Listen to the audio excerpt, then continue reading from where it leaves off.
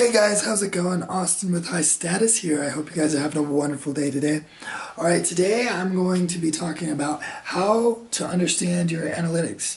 You looked up Google Analytics, you looked up, maybe buff.ly to track your links or whatever, but why are you doing that? Well, what does all this data actually mean? How does this help me? Let's talk about it.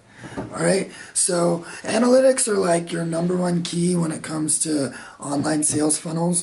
If you're trying to sell a product online, anything, if you're trying to collect emails or sell something, analytics are key. And if you don't understand your analytics, you're really shooting yourself in the foot. You're losing possibly tens of thousands of dollars under the floor just because you don't understand how to read your analytics. Okay, analytics are really powerful. Data is really powerful, alright? So the number one thing I would advise you to look at is your bounce rate to your website. The bounce rate is the rate of people that hit your website versus the rate of people that leave your website within like the first 10 to 30 seconds they see your website, okay? And so generally the higher your bounce rate is, the worse it is. A good bounce rate is between like 20 to 40%. A bad bounce rate is like above 70. An average bounce rate's around like 50 or 60 or so. It's about average, but usually I can increase my funnels up to like, 40 or so percent, 35, like that. And yeah, so bounce rate's really crucial. You definitely want to pay attention to that one.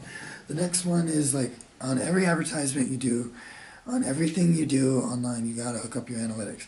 And so the next thing I would look at is in an ad, say I'm like split testing an ad on Facebook. I would do 2 Facebook ads, right? One here, with tracking links to each one of them.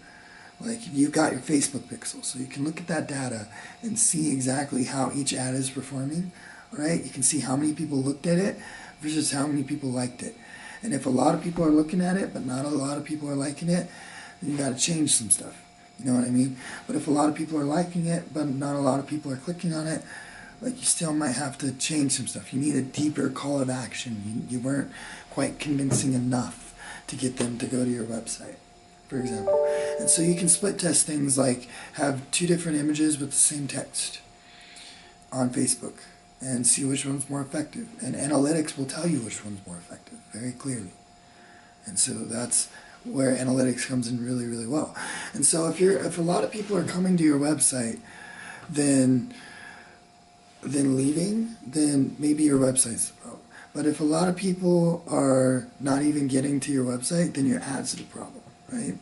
So once they get to your website, it's like, okay, now they're on the first page, they've stayed for a while, we've done the bounce rate, we've done the Facebook pixel or the analytics link from the Instagram ad or wherever the traffic came from.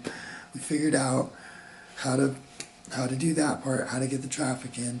Now that the traffic's into our website, they're getting to the first page and then they're adding it to our cart and they're leaving. Why? Okay, well, that's another thing. So analytics on each page up to the sale point is important. So maybe you need to remove one page in between the customer and the sale. Maybe there's a page that's distracting them. Or maybe you need to add a page that's in between the customer and the sale to make them feel more secure.